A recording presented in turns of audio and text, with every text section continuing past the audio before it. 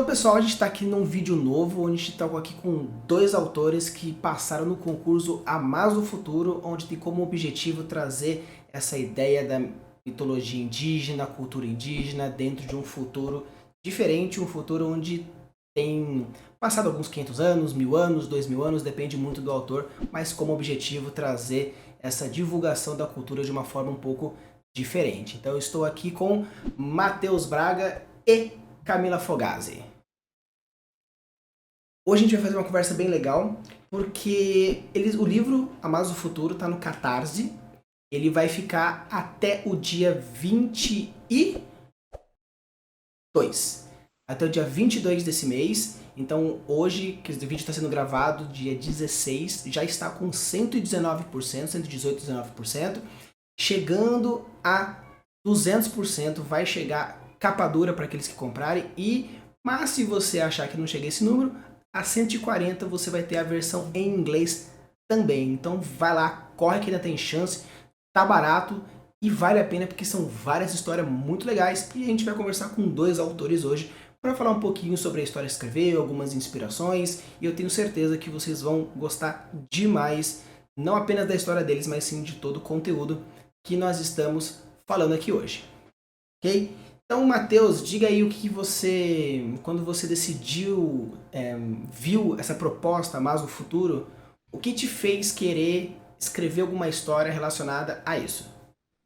Bom, acho que em primeiro lugar, Rafa, a gente, como escritor independente, né, e acho que é até isso que me motivou primeiro nessa busca, né, é tentar se mostrar no mercado, né? Então, assim, eu tenho um livro recentemente publicado, né, uma fantasia, só que, de certa forma, não tem muita notoriedade, não sou conhecido, então o que a gente tenta fazer nesse caso é começar a buscar concursos, né, que já tenham editoras mais conhecidas no mercado, para a gente poder se apresentar, né? Aparecer com nossos contos, mais pessoas conhecerem as nossas obras e a gente dar as caras mesmo, né? No cenário literário nacional. E aí, então, eu conheci algumas editoras, né? Alguns concursos e comecei a pesquisar. Foi então que eu encontrei a Ciberos, no caso, né? Que é quem está lançando esse projeto, na Mais Futuro. E acho que até, não sei se o Amazon Futuro foi o primeiro projeto que eu conheci deles, acho que eu já conheci alguma antologia antes, mas não cheguei a enviar a proposta nenhuma para eles. E quando eu li a proposta do Amazon Futuro, eu achei aquilo muito interessante, né? Eu tenho um gosto pela cultura indígena também, apesar de não ser um escritor, né, focado em cultura indígena. Eu escrevo tanto fantasia quanto ficção científica, mas nunca tinha me aventurado para o lado da indígena, mas admiro e quando li a sinopse do edital, aquilo me chamou a atenção, a forma de querer correr atrás, de escrever alguma coisa naquela linha de raciocínio que eles estavam propondo ali no edital. E você, Camila, quando você recebeu essa notícia que teria uma proposta de escrever uma história relacionada a essa talvez distopia, algumas pessoas até discutem se realmente é uma distopia ou não, ou apenas de um futuro diferente. Quando você recebeu essa proposta do Amazo do Futuro, o que você te fez querer escrever alguma coisa relacionada a isso? Bom, primeiro que eu queria viver no cenário que eu imaginei, o cenário que eu criei na minha mente, assim, eu queria muito viver nele. Quando eu recebi a proposta, foi até o Matheus que me apresentou, né? Ele me falou quando eu escrevo fantasia e no meu universo, né? Eu já até comentei aqui antes. No meu universo, eu uso muitos elementos, né, brasileiros, assim, da cultura brasileira, da cultura indígena, algumas mitologias, folclore brasileiro. Então, eu sempre gostei muito de trazer essas referências, assim, dentro do contexto fantástico. Aí, quando ele me falou, eu achei interessante, que eu falei, nossa, já é uma coisa que eu gosto de trabalhar, mas eu não conhecia o movimento Amasa Futurista. E quando ele me falou, eu fui ler a sinopse, e a sinopse apresentava uma ideia, a proposta da antologia apresentava uma sinopse, que era basicamente assim, as comunidades indígenas tinham assumido o poder das grandes cidades, né? E o mundo agora vivia em uma harmonia ambiental, né? Física, ambiental e econômica. E era um lugar assim chamado de Terra Sem Males, né? E junto com isso também explorava um monte de possibilidades tecnológicas, futuristas. E eu achei incrível, que eu falei, gente, era um mundo assim que eu queria viver que o Brasil, no lugar onde o Brasil todo fosse Amazônia, o continente inteiro fosse Amazônia.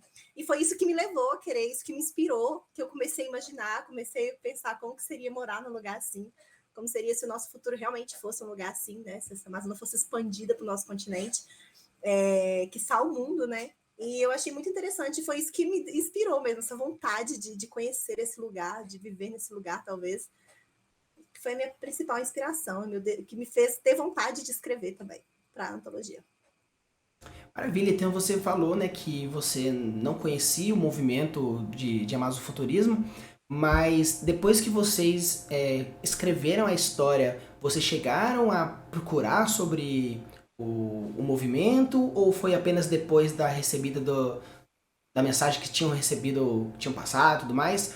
Vocês foram pesquisar depois, por pedido de alguém, por vontade própria? Como foi essa aproximação de vocês com o movimento amazofuturismo? Então, no meu caso, eu não conhecia antes, né? Como eu falei, essa relação, conexão da Amazônia com o futuro me veio pela proposta do edital mesmo. E o mais interessante é que logo na proposta eles já compartilhavam ali uma arte do Queiroz, que é, assim, no momento, quem é o que a gente, quem é que leva o mérito como criador desse subgênero. Mas no caso ele é só artista, né? Quer dizer, só não menosprezando, né, mas ele é um artista, ele não é escritor, até onde eu sei, pelo menos. Então, o que ele faz são pinturas, né, artes digitais, se não me engano, que relacionam isso, né, que propõem uma visão futurística, né, do povo, da cultura indígena. E aquilo me chamou muita atenção. Né? Eu falei, nossa, que ambiente legal, né? Que coisa interessante de tentar escrever, de propor uma história em cima disso, né? E junto isso com a sinopse, aquilo foi me chamando a atenção. Eu ainda não pesquisei a fundo outras obras, e eu acho que tem, não sei se 2 livros, se não me engano, um do Rogério Pietro, né? Pietro, que acho que não me engano, chama Amazofuturismo, se não me engano.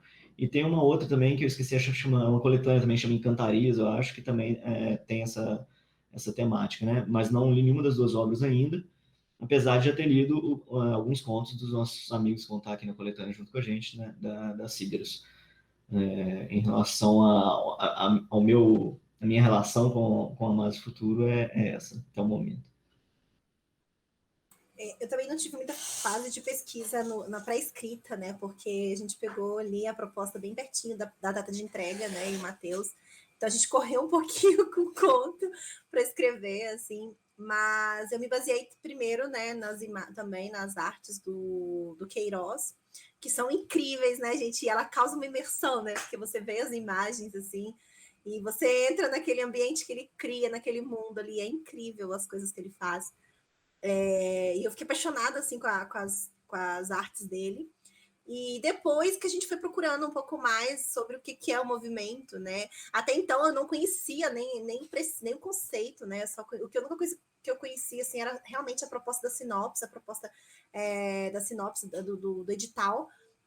E eu não conhecia. Então, depois que a gente começou, né? O Matheus até me apresentou as artes do Queiroz, aí eu comecei a conhecer, aí a gente foi descobrindo algumas coisas sobre o movimento, depois que a gente conheceu, depois que saiu a lista dos aprovados, a gente foi conhecendo os outros autores também, a gente foi trocando essa experiência, e a gente foi descobrindo um monte de coisa que a gente não sabia, né? Que a gente falou assim, ai, como eu queria saber antes para poder explorar um pouco mais disso, né? Desse movimento, de como que surgiu e qual que é o real conceito do Amazofuturo, né? Do Amazofuturismo. Então, veio um pouco depois, mas assim, a gente aprendeu coisa demais e eu acho que vale muito a pena a gente aprender e passar isso para as pessoas também, para as pessoas conhecerem, porque é um movimento muito legal. Eu posso falar também que o movimento, porque acho que a gente não citou meio que uma... Como é que fala a palavra? A gente não falou bem o que é o movimento, né? Mas o movimento, basicamente, ele explora possibilidades tecnológicas, né, da cultura indígena amazônica. Era isso, era só para dar um conceito. Que eu acho que é algo que está no edital, né? Que vamos dizer, no futuro, as comunidades indígenas elas estão em comunhão, de certa forma, né? Entre a tecnologia e a natureza, né? Acho que isso era requisito do edital também, se não me engano. Tinha que ter isso. Você tinha que fazer uma sociedade ali que convivia muito bem com tecnologia e com a natureza, né? Que é uma cena aparentemente utópica para a gente. No edital ele apresenta, né, esse mundo aí utópico para a gente hoje, a gente pensa como utópico, e uma das coisas que eles deixam claro no edital é que existe um conflito, e que o conflito é que essa paz, essa harmonia está ameaçada pelo capitalismo. Então essa foi a proposta que regeu ali o edital, né? Então a gente trabalhou, todo mundo trabalhou em torno disso.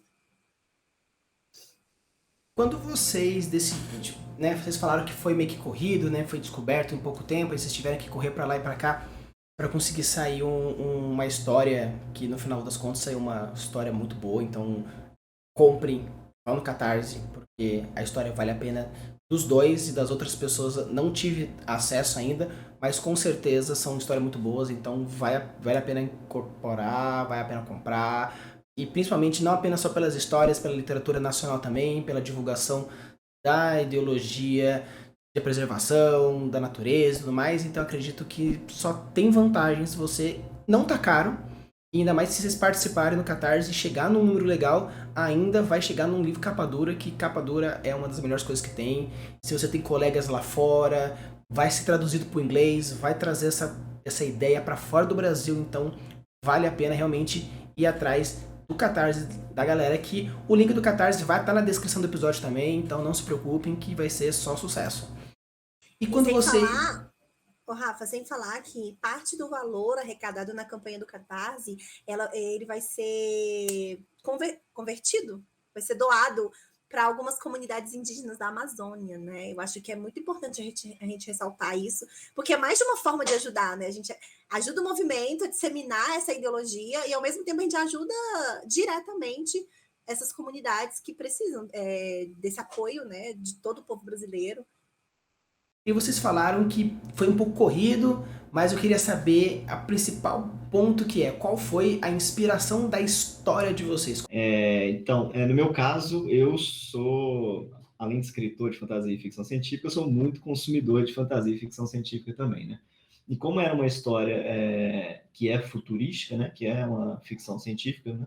Com referências à cultura indígena, eu tentei me inspirar no que eu já consumo, no que eu gosto, no que eu sinto prazer em assistir ou ler, e tentei trazer para esse universo que eu estava imaginando ali, né?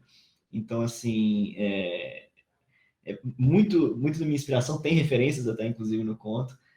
A Matrix, a Blade Runner, que são duas obras que eu acho fantásticas. Lógico que a minha ideia ali não era copiar nada de nenhuma dessas duas, mas trazer elementos que eu acho que são interessantes para essa obra e que combinariam, de certa forma, o meu ponto de vista, legal com essa mesclagem do amazo-futurismo, né? Então, assim, não sei, acho que nem posso falar muito mais para não dar spoiler também, mas acho que como inspiração, o que mais me trouxe de referência futurista foi o Matrix e o Blade Runner. Bom, quando eu apaixonei pela ideia e decidi que eu queria escrever, eu fiquei pensando, o que eu sabia? Eu descobri que era muito pouco o que eu sabia. Isso me deu muita raiva, que eu falei, gente, o que a gente conhece das comunidades indígenas é o que a gente aprende nos livros de história. É aquela visão estereotipada que a gente aprende, né, ao longo dos anos da infância, da adolescência, na escola, contado pelas pessoas que a gente conhece. E é muito longe da realidade, né? A gente está aqui no Sudeste, a gente está bem distante, assim, pelo menos eu estou bem distante, eu sei que o Matheus também. E eu fico assim, cara, eu queria conhecer mais, eu não conheço. Isso foi me dando uma raivinha, sabe? Aí eu comecei a pensar em tudo que eu conhecia, todos os estereótipos que eu conhecia, como que eu conhecia a história dos povos originários do Brasil. E era através disso, do livro da história, dos livros de história, de como os portugueses chegaram e trocaram as nossas riquezas naturais por quinquilharias. E eu lembro dessa fala do meu professor, eu tinha um professor que era incrível, um professor de história, e eu lembro dessa fala dele, né? Ele falava muito sobre quinquilharias, e essa palavra começou a me dar esse norte. E eu fiz uma coisa mais ou menos nesse sentido, que era tentando trazer um pouco desse estereótipo que a gente conhece, assim, tentando trazer a história como uma crítica a isso, e tentando fazer Ai, eu esqueci a palavra, gente, me ajuda. Esse reflexo do que foi no passado, né? Do que a gente conhece do que foi no passado, com o que poderia acontecer de novo, porque eu gosto dessa teoria de que a história é cíclica, sabe? Que a história tende a se repetir. Então eu fui por esse lado aí, de que a história é cíclica e tem que se repetir, e pegando todos os estereótipos e a história que eu conhecia, que eu aprendi na escola, nos livros de histórias, e por aí vai. E agora um ponto que eu queria chegar, né? Porque já que nós estamos num canal de world building, né? Sempre é bom a gente falar um pouquinho de world building. Então eu queria saber de vocês o seguinte: quando vocês estavam na construção da história, o Matheus comentou que a história dele tem uma influência forte de Matrix, uma influência forte de Blade Runner. A Camila já falando que a história dela é mais focada um pouco dessa questão histórica real do Brasil. O que eu queria saber de vocês é o seguinte: já que vocês falaram que tinham 2 histórias e foi um pouco corrido e tudo mais, eu queria saber, quando vocês decidiram a montar a história e começaram a pensar no que vocês iam fazer, vocês trouxeram primeiro, eu tenho uma história já, e depois vocês encaixaram essas referências, ou a partir da referência você montou a história que vocês trouxeram? Eu tinha uma referência, que foi a primeira frase do livro, a primeira frase da minha história, do meu conto, e eu pautei toda a história em cima dela. Ela faz exatamente uma analogia com isso que eu falei, né, sobre o passado. E primeiro eu pensei nela e depois eu fui pensando em todos os elementos, tudo que eu poderia fazer. Na verdade, eu pensei na última frase e na primeira, né? Eu sempre faço esse espelho, literalmente espelho. Eu pensei na primeira frase e na última, e eu fui pensando em formas de criar um mundo e uma história, uma plot, onde começaria nessa primeira história e terminaria nessa última história. Eu tendo a trabalhar assim com as minhas histórias, e nessa foi exatamente assim. Sim, no meu caso, eu acho que o que me ajudou muito foi o edital, de certa forma, né? A sinopse do edital, ela foi muito inspiradora para mim, sabe? Tipo, e ela conversava muito com a minha linha de escrita já, sabe? Ela tem muito ali de crítica social ali, né? Na sinopse, né? E eu gosto de escrever meus textos muito baseado nisso. Então, aquilo ali me ajudou demais a pensar na minha história. E aí, lógico, depois eu fui trazendo as referências do que eu consumo, da ficção científica, para poder tentar deixar com a cara mais atraente para o leitor que já gosta de ficção científica e, de certa forma, para quem tem um interesse também na questão cultural indígena. Maravilha! Então, com todo esse conhecimento de mundo que vocês têm, com certeza vocês vão conseguir trazer para mim os gênios Lost do mundo de vocês. E, obviamente, né, mas para aqueles que estão aqui pela primeira vez nesse canal e não sabem o que é o Gênios Lost, basicamente... Eu estou aqui pela primeira vez, hein? Só que não tem problema, a gente traz o conceito aí para vocês. Gênios Lost, basicamente, é falar sobre a essência do seu mundo, qual é aquilo que caracteriza bem. Então, basicamente, seria, se você fosse resumir o seu mundo em 3 conceitos, como você resumiria o seu mundo? No meu caso, e aí, Rafa, eu não acho que seja nem específico desse conto, eu acho que é um específico do escritor Matheus Braga, né? Uma coisa que eu tento trazer para todas as obras, né? E uma delas eu meio que descobri graças a Camila e aos outros companheiros, né, do nosso grupo de escrita, que é uma coisa que eu gosto na leitura, eu gosto quando acontece isso na leitura, ou quando eu jogo jogos e tem isso, ou quando eu vejo filmes e tem isso, que é tentar passar imersão, né? Tentar passar um senso de ambientação, de você estar lendo e estar se sentindo ali naquele local, né? Então é um negócio que eu tento fazer. Não sei se faço tão bem quanto gostaria, ou tão bem quanto as histórias que eu leio, eu tento passar isso para o grupo de leitores. Outras 2 questões, uma que eu já comentei até que o edital tinha, né? E eu faço muito, então casou muito comigo, né? Porque eu li o edital e era uma coisa já que eu gostava de fazer, é inserir crítica social nas minhas histórias, né? Eu tento trazer isso, né? Uma analogia com o nosso mundo real, mesmo sendo uma fantasia ou uma ficção científica completamente fora do nosso tempo, eu tento fazer essa transposição, né? Trazer para a história que eu estou escrevendo. E uma coisa aqui que já é um pouco mais pessoal, negativamente, é que as minhas histórias elas tendem a ter um lado muito pessimista, uma visão um pouco triste da nossa sociedade, né? Eu tenho esse meu lado meio niilista, meio descrente do ser humano, e eu tento passar isso de certa forma para minha obra. Eu não tento impor isso para ninguém, cada um acredita no que quiser, mas é uma coisa que está presente nas minhas obras, esse lado meio pessimista da sociedade. E você falou infelizmente por pensar assim, mas não que você faça isso mal feito, muito pelo contrário, ele faz isso de uma forma muito bem feita e envolvente. E não pensei na minha, né, para variar. Mas vamos lá, eu acho que eu tô no mesmo barco que o do Matheus, que é quando eu falo que esses três aspectos não são únicos dessa história, são coisas que são intrínsecas a gente como um escritor, sabe? Pelo menos a mim, e eu sei que no caso dele também.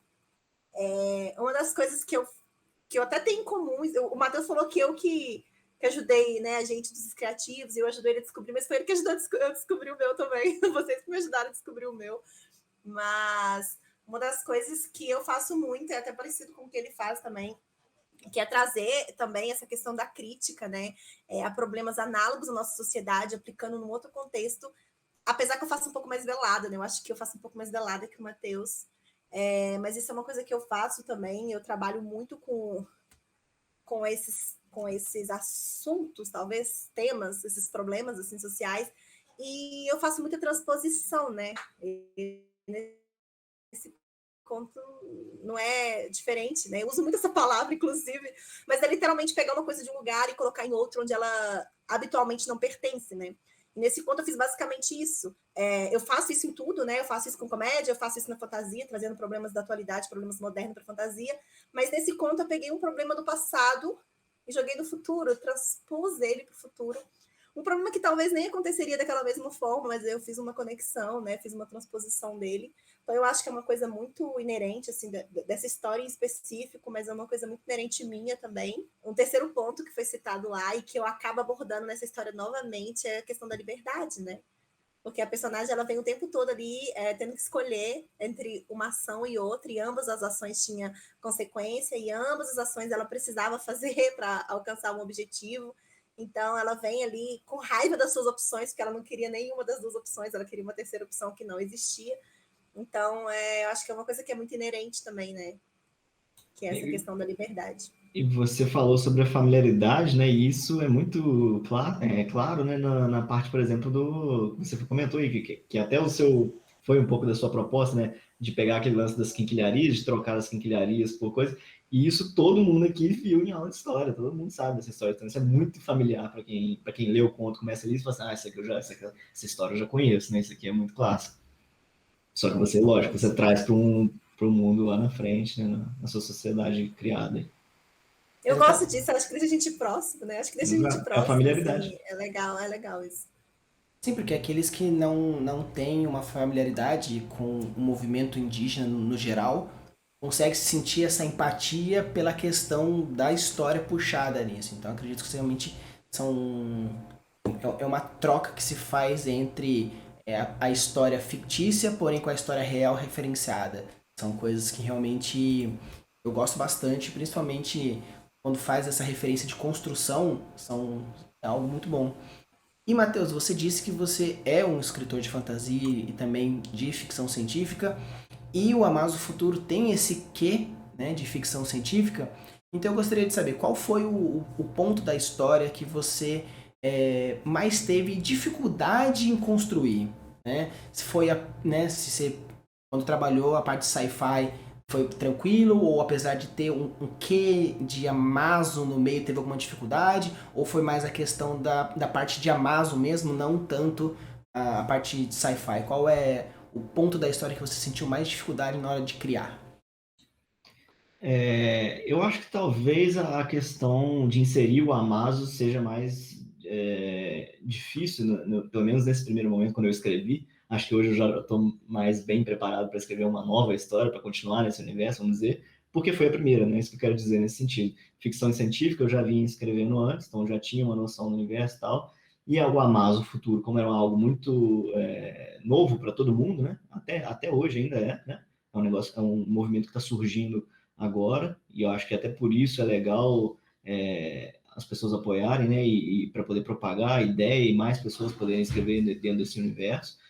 Então, eu acho que a maior dificuldade foi trazer a cultura indígena e essa ambientação indígena para um cenário futurístico, né? E você, Camila, qual foi o maior ponto que se dificultou? Foi a parte mais sci-fi da história, ou foi a parte mais Amazo? Qual foi que da história que você mais teve dificuldade na hora da construção?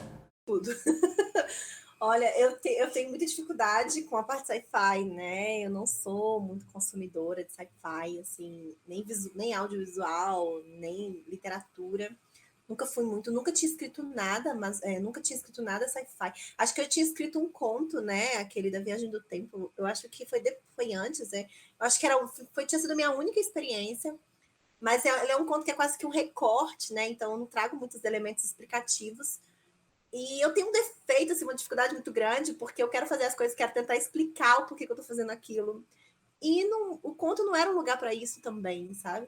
Então eu tenho muita dificuldade de fazer isso, eu queria fazer as coisas e sair explicando tudo. E eu acho que essa foi a minha maior dificuldade. E uma das maiores dificuldades também foi quando eu peguei a proposta, foi essa mesma questão que o Matheus falou, de não conhecer, né, esse lado Amazo aí que a gente não conhece, a gente nunca vivenciou. Só que aí, como eu decidi trabalhar exatamente com o oposto disso, né, com essa coisa do estereótipo, eu consegui resolver esse problema, mas ali para escrever para a história, né, claro. Mas eu acho que a minha maior dificuldade mesmo foi a parte do sci-fi mesmo, de trazer os elementos. Tanto que eu acho que dá para tirar o elemento sci-fi da minha história, que a minha história continua sendo a mesma. Talvez não, talvez não. Mas muitas coisas na minha história dá para poder manter, mesmo que a história não seja sci-fi, mesmo que eu tire os elementos sci-fi. Mas foi uma experiência que eu adorei. Eu gostei, curti, já tenho vontade de colocar alguns elementos sci-fi no meu universo que eu crio, que eu já criei. E foi difícil, mas foi gostoso. É que a história da Camila, o conflito em si é um conflito basicamente político, territorial, que é uma coisa muito familiar, novamente, né? A gente está muito, por isso ela traz essa questão também que a gente estava comentando da familiaridade, mas de certa forma ali, vamos dizer, parte da resolução precisa sim, da resolução do conflito é preciso um pouco do lado sci-fi, né? Para poder funcionar. Precisa. A resolução ali no final, ali, principalmente, não aconteceria sem o sci-fi, é verdade. Então, se você quer saber como o sci-fi que Camila teve que estudar e trabalhar conseguiu resolver o conflito dela, acompanhe o Catarse, vai lá, participe, compre e saiba como que a Camila conseguiu colocar o sci-fi para resolver o problema dela. E vamos depois, vocês falam para mim nos comentários quando sair se foi um Deus Ex Machina ou se ela realmente mandou bem no que ela fez. Vamos fazer isso, vamos ver se realmente a Camila tem um quê aí de sci-fi. E se ela mandar bem, a gente participa dos próximos catarses dela. Em off. Em off. Foi Deus Ex Machina, Rafa? Eu, como world builder e apreciador de sci-fi, só digo que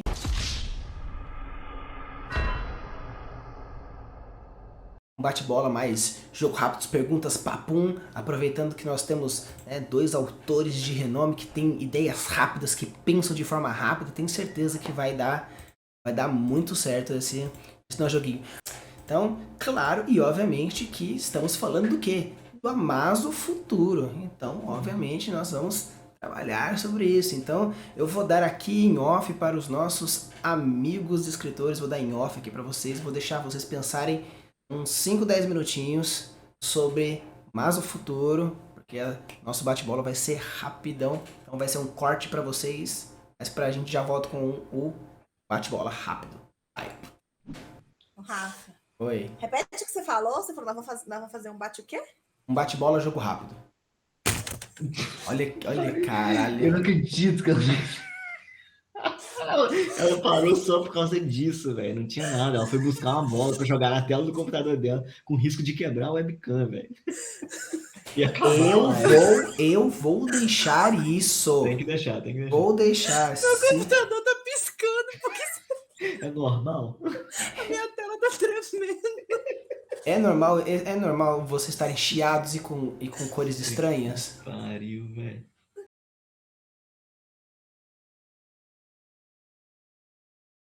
Então, galera, a gente aqui vai encerrando esse bate-papo. No Spotify vai estar a entrevista integral. Mais ou menos. Encontrar integral dentro das possibilidades, ou aquele que o juizado de menores permite que se mantenha dentro desse episódio, obviamente. Por causa da Camila, tá, gente? Não é por causa de mim, não. Exato. Mas, obviamente, nós temos aqui dois autores, como a gente já citou várias obras deles aqui nesse episódio. Então, Matheus, seu momento de jabá. Bom, primeiro eu queria agradecer ao Rafa pelo convite, para poder participar aqui desse bate-papo no canal World Building, que é um tema que a gente gosta bastante, né, de trabalhar, a gente que é escritor. E sobre mim, bom, né, como já falei mais cedo, sou escritor de fantasia e ficção científica. Eu tenho, por enquanto, apenas um livro publicado, que é O Primeiro Espaço para a Escuridão. Ela é uma fantasia sombria, com poucos elementos fantásticos, porque a fantasia em excesso não é um tema que me agrada muito. Eu gosto mais de tratar questões sociais ou psicologia do ser humano. São os temas que eu tento trabalhar mais. Como a gente já até comentamos nesse podcast também, a crítica social. E também tem alguns mini contos publicados no Wattpad, que você consegue encontrar também.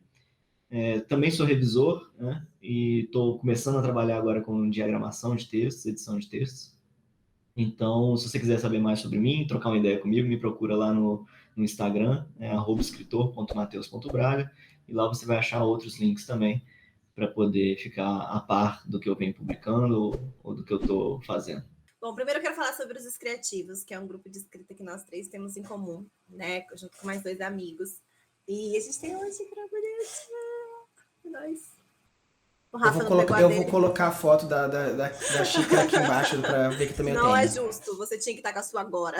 Ah, sim, Depois a gente faz uma reunião, viu, Matheus, para poder decidir sobre isso. Sim, vai expulsar o World Builder do grupo.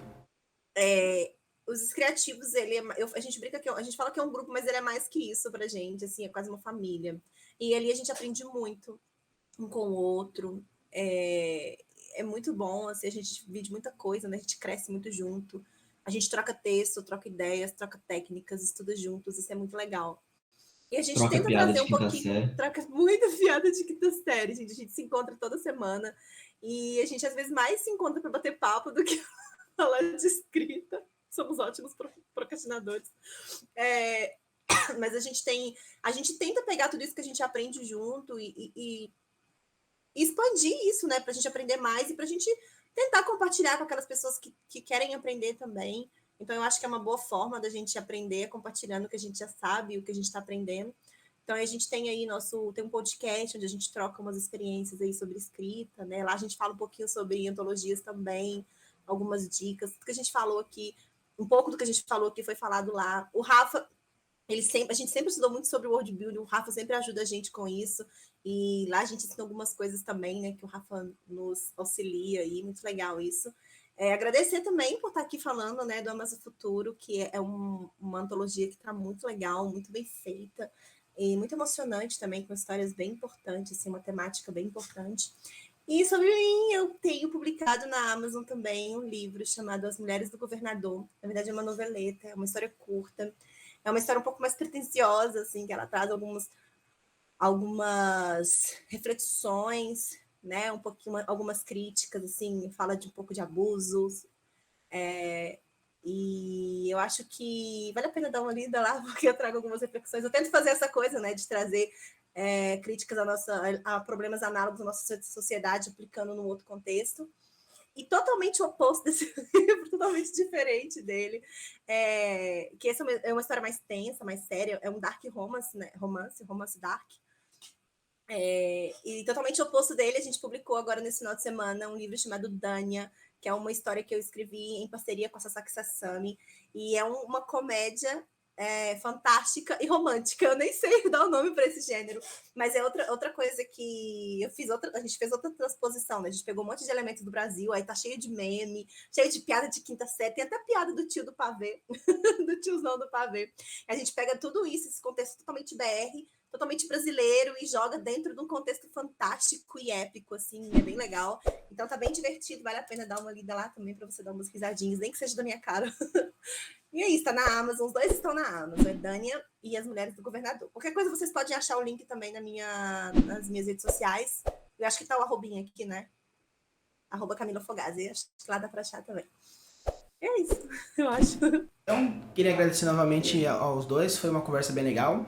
Como eu falei, o episódio vai estar completo no Spotify, então se você gostou dessa entrevista, corre lá pro Spotify, porque ele vai estar íntegro lá para você ouvir todas as informações.